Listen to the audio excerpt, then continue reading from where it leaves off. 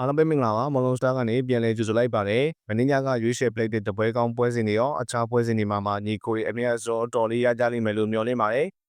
ဒီနေ့လည်းအကောင်းဆုံးပွဲစဉ်နှစ်ပွဲနဲ့အတူညပိုင်းမောင်းကပ်ပွဲစဉ်လေးတွေကိုလည်းကျွန်တော်ပေါ်ပြပေးဦးမှာပဲဖြစ်ပါတယ်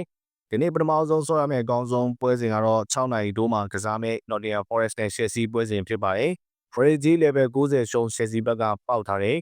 ကိုပေါင်းကြီးကတော့350နိုင်ဖြစ်ပါတယ်။ Nottingham အိမ်ကွင်းမှာဆိုရင် Nottingham ကဂိုးသွင်းရအနည်းငယ်ကောင်းတတ်တယ်။ Chelsea ကလည်းအသင်းကြီးပြီးရှေ့စွမ်းကတရိပ်ရိပ်နဲ့ပိုကောင်းလာတဲ့အနေအထားဖြစ်ပါတယ်။ level 90ရှုံးကြေးမှာဆိုရင်ကျွန်တော်ဝေးကွင်းဘက်က Chelsea ကို body တပွဲကောင်းရရမှာဖြစ်ပြီးတော့ဂိုးပေါင်းရွေးချယ်ခြင်းနဲ့ညီကိုတွေက350နိုင်နဲ့ဂိုးပေါင်းအပေါ်ကိုရွေးချယ်ရမယ့်ပွဲစဉ်ဖြစ်ပါတယ်။6နိုင်တို့မှာအကောင်းဆုံးတပွဲကောင်းရိုက်ရှင်တော့ Chelsea body Chelsea ဂိုးပေါ်ကိုရရမှာဖြစ်ပါတယ်။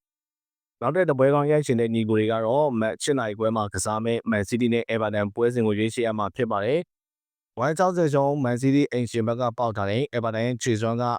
တာမန်အနေထားလောက်မှာ Man City အနေနဲ့1-0အဲ့တဲ့ပိုပြီးမျှော်လင့်လို့ရနေတာဖြစ်လို့ဒီညတပွဲကောင်းရွေးချယ်မယ်ဆိုရင်တော့ Man City body ကိုရွေးချယ်ရမှာဖြစ်ပါတယ်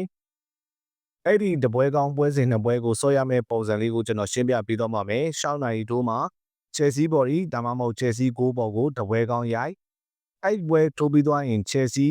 body Man City body အဲ့ဒီနှစ်သင်းကိုနှစ်သင်းပွဲကူတကက်ဆော့တာပါ Man City body ကို8နာရီကျော်မှကစားရမှာဖြစ်ပါတယ်